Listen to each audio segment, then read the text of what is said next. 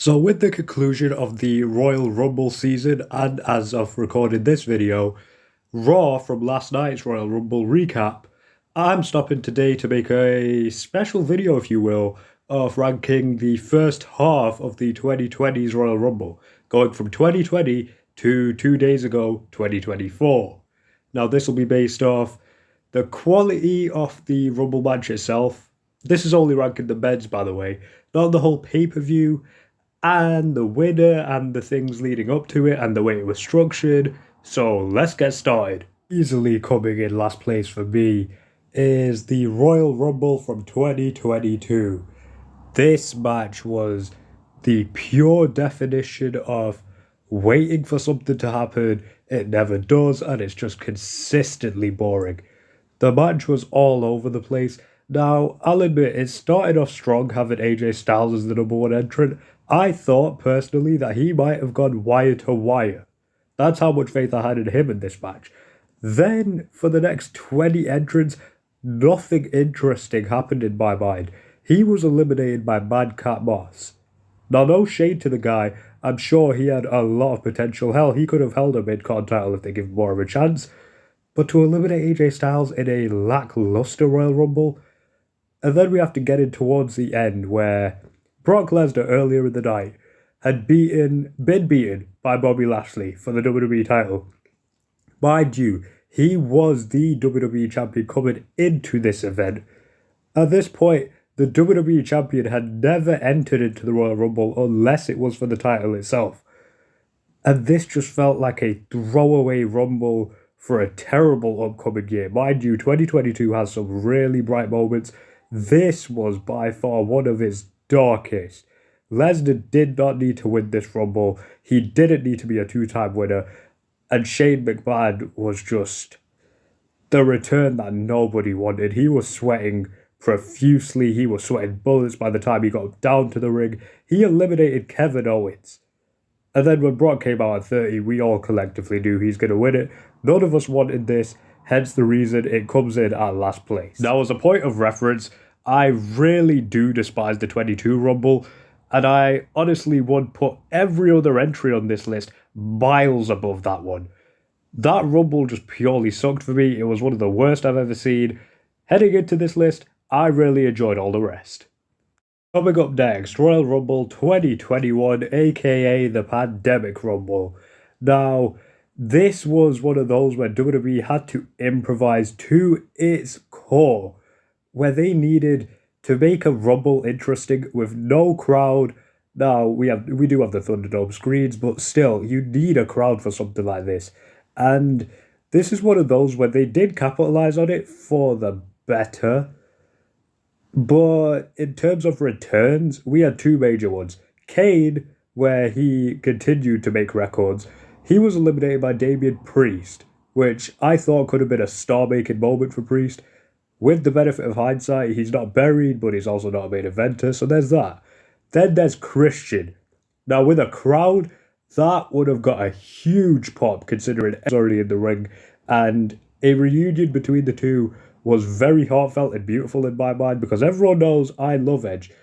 And the reason this comes in at number 4 is because it's definitely not big, it's enjoyable, and I really like that Edge won a second Rumble in his second run. Also, him and Randy Orton going wire to wire, in a weird way, I really like that 1 and 2 were the last two entrants in a Royal Rumble, because that doesn't happen often. When it does, it's kind of a magical moment, and I'm really glad Edge was the one to win. Number 3 for me is the most recent Rumble to date as of recording, Royal Rumble 2024.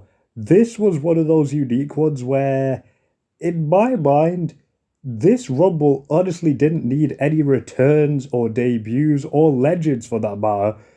Unlike 21 and 22, it did probably need a few legends to get that extra pop out of a crowd, especially during the pandemic.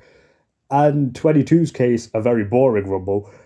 But this one was that kind of way where the whole roster could have carried that Rumble on its own. Now, don't get me wrong, Andrade returning at an early number 4, that was a great way to kick off the Rumble in my mind.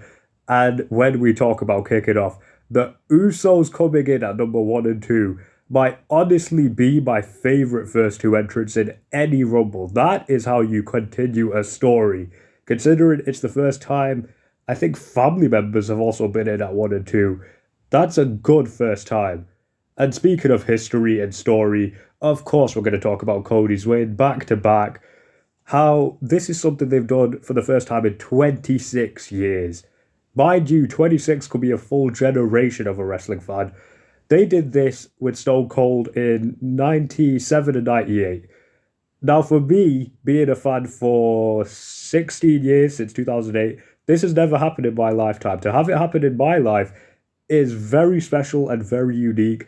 And I really do respect them for making Cody go at 15, which is exactly halfway. Unlike last year, having him come out at a cheap number 30 and winning, which I didn't really mind, but I also thought it was a cheap way to have him win the entire Rumble, not really working too hard. But this one, in my mind, was a perfect way for Cody to win. I think that given the current WrestleMania situation and what we know from last night's Monday Night Raw, Cody winning was honestly a good choice. Now, I might be in the minority, I get it, but I really like this Rumble. My runner-up for this list is the 2023 Royal Rumble. This, like the 24 Rumble, is one of those unique ones where the entire roster could have carried the Rumble by themselves. Now, look, this could have been number one if not for the cheap Cody win in my mind. Based on wins, I do think 24 is stronger than 23 for Cody, but this Rumble overall was just better. The spots, especially Logan Paul and Ricochet, give props to them for that. And the whole way that the Judgment Day kind of carried the second half, and Edge returning was a great surprise for me. Booker T also coming out was unexpected, to say the least. And what really puts this Rumble up high for me as second is the fact that Gunther and Cody being a final two, putting on a mini classic for 10 minutes. That was honestly one of the greatest final twos I've ever seen in a Rumble. And lest we forget about Gunther, that man broke an all-time record, 71 minutes, wire to wire, number 1 to number 30, the runner-up. Honestly, if Cody didn't win this Rumble at number 30, even if he got eliminated earlier, I would have been completely fine with Gunther winning. That man proved his worth in that match. Overall, I really enjoyed this Rumble. That's why it comes in at the runner-up number 2 spot. But coming in at number 1 for me from the 2020 Royal Rumble, ironically, is the 2020 Royal Rumble. Now this, in a nutshell, just felt like a video game simulation.